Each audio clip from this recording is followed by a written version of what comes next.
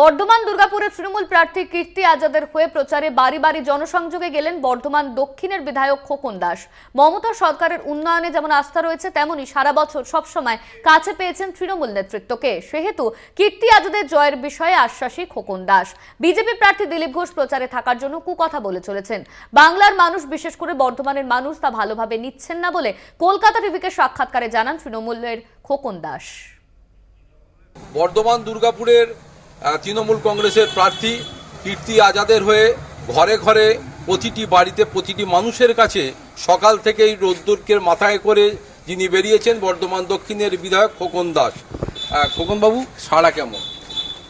আমরা বর্ধমান দক্ষিণে আমরা প্রচুর ভোটে জিতব, কারণ একদিকে রাজ্যের মাননীয় মুখ্যমন্ত্রীর উন্নয়ন, আর একদিকে আমরা যেভাবে বর্ধমান শহরের উন্নয়ন করেছি প্রতিটি মানুষ জানে।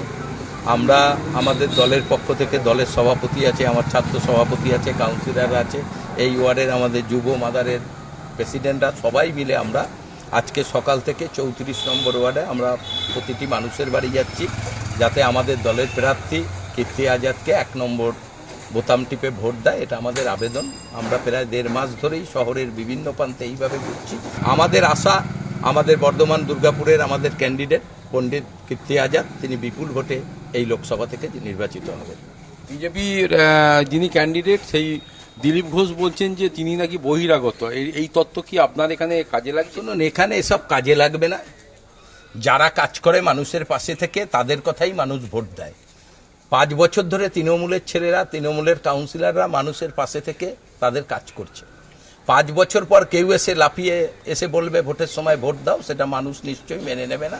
মানুষ দেখবে 5 বছর আমাদের পাশে থেকে কারা কাজ করে, আর সেই কাজটা বাংলার বুকে তৃণমূল কংগ্রেসরাই করে। অতএব কে বাইরের ক্যান্ডিডেট, কে এখানকার ক্যান্ডিডেট, এসব দেখে লাভ নাই। দিলীপ ঘোষও তো বাইরের ক্যান্ডিডেট, মেদিনীপুরে কিছু করে নাই, তাকে জোর করে এখানে হারাবার জন্য পাঠিয়ে দিয়েছে দল থেকে। যে বিজেপির যিনি ক্যান্ডিডেট তিনি প্রতিদিন এই প্রচারে বেরোচ্ছেন আর বিভিন্ন কুকথা বলছেন, বিভিন্ন ধরনের অসাংস্কৃতিক কথাবার্তা বলছেন। এটাকে কিভাবে দেখুন, বিজেপি যিনি প্রার্থী হয়েছেন দিলীপ ঘোষ, তিনি যদি বর্ধমান শহরের একটা ওয়ার্ডে 100 লোক নিয়ে একটা র্যালি করে দেখিয়ে দিতে পারে, আমরা রাজনীতি করা ছেড়ে দেব।